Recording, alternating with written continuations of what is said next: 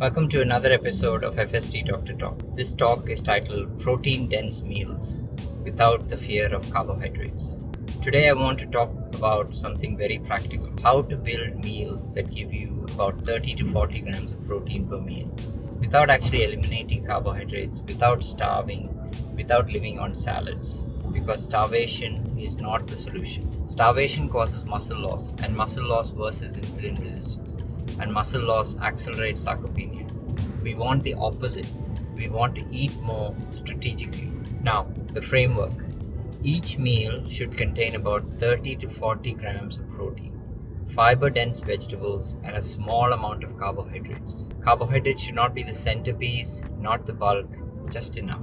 If you hit 30 to 40 grams at lunch and 30 to 40 grams at dinner, you're already at 60 to 80 grams. And if you add a protein-focused breakfast and one whey protein supplement, you're easily in the 100 to 130 gram range. That's where satiety improves. That's where insulin sensitivity improves. That's where muscle signaling improves.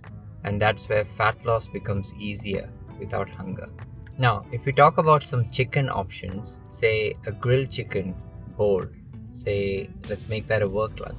If you put about 150 to 180 grams of cooked chicken breast, that's about 40 grams of protein. Add some steamed broccoli, capsicum, zucchini, spinach, and add half a cup of cooked rice or quinoa. That's about 20 grams of carbohydrates. Drizzle some olive oil, add some lemon, salt, done. Bake, grill, air fry, batch cook. Make 3 to 4 portions at once. Put into containers and take it to work. Another example is a chicken and chickpea hybrid bowl. Put 120 grams of chicken breast, about 35 grams of protein, with half a cup of chickpeas, which is about 7 grams of protein. Now you are at 42 grams. Chickpeas add fiber and slow carbs. They're not the main protein source, they are the support. Plant protein, remember, is lower in leucine density and less bioavailable, so quantity matters. This is how you combine intelligently. Fish options. A quick salmon dinner. 150 to 180 grams of salmon is about 34 to 40 grams of protein. Air fry it for about 12 minutes. Add some asparagus, green beans, and mixed leaves. Add a small baked potato or half a cup of lentils. Remember, carbohydrates are the support role, they're not the foundation. Another example is tinned tuna work meal. A large tinned tuna in about 185 grams in spring water. Drain it off, that's about 40 grams of protein. Mix it with some Greek yogurt, mustard, red onion, and celery. You can wrap it in lettuce cups or put it into a whole grain wrap. A single wrap, not 3 wraps. Add some carrot streaks. Fast, cheap, high protein. Talking about some beef options, let's start with a lean bean stir fry. Take about 180 to 200 grams of lean beef strips. That's about 38 to 40 grams of protein. Stir fry it quickly in olive oil. Add some mushrooms, bok choy, snow peas, some capsicum. Serve with half a cup of cooked basmati rice or small portion of soba noodles. Again, carbohydrates are controlled. Protein leads and vegetables bulk it up. Beef and lentil combo. 120 grams of lean beef, which is about 28 grams of protein. 3/4 cup of cooked lentils, which is about 13 grams of protein. Now you're at 41 grams, and this improves fiber content significantly. This is how plant and animal combinations of protein work really well. Now, let's talk about some vegetarian options. This is important. Plant protein is less dense, it has lower leucine amino acid content, and it has lower digestibility. So you must increase volume. Let's talk about a Greek yogurt power bowl. 400 grams of Greek yogurt, which is about 40 grams of protein. Add some chia seeds, walnuts, berries, and cinnamon. And add 2 tablespoons of rolled oats for texture. You can add a little bit of maple syrup or cinnamon powder for flavor. This actually works beautifully. You can actually make large batches and leave it in the fridge. Another one is tofu and edamame bowl. 200 grams of firm tofu, which is about 24 grams of protein, and 1 cup of edamame, which is about 17 grams of protein.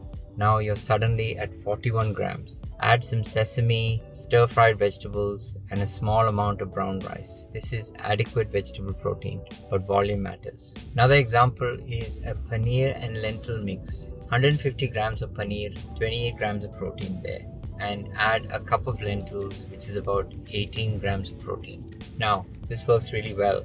This is plant protein alone. It rarely hits the complete target, but a combination is smarter. Now, a quick dinner option for working people. You come home tired, you don't need complexity. Choose one of the following: 3 eggs with 200 grams of egg white scramble, or 150 gram chicken thigh in the air fryer, or 2 lamb chops trimmed, or a tin of salmon. Add some frozen vegetables, microwave or steam, add some olive oil. Optional to add a small portion of rice or sweet potato. It's done in 15 minutes, no excuses. Vegetables are mandatory. Every meal add different options: broccoli, cauliflower, leafy greens, beans, zucchini, carrots, cabbage. The fiber in the vegetable improves satiety, gut microbiome, glucose control, and lipid profile. Protein without fiber is incomplete. Now, I'll just explain to you why this sort of approach to your meals works.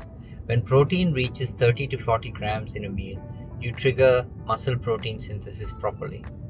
You stimulate leucine threshold and you maintain muscle mass. Muscle improves glucose disposal. Better glucose disposal means lower insulin resistance, and lower insulin resistance improves fat metabolism. This is simple metabolic medicine. Embrace it.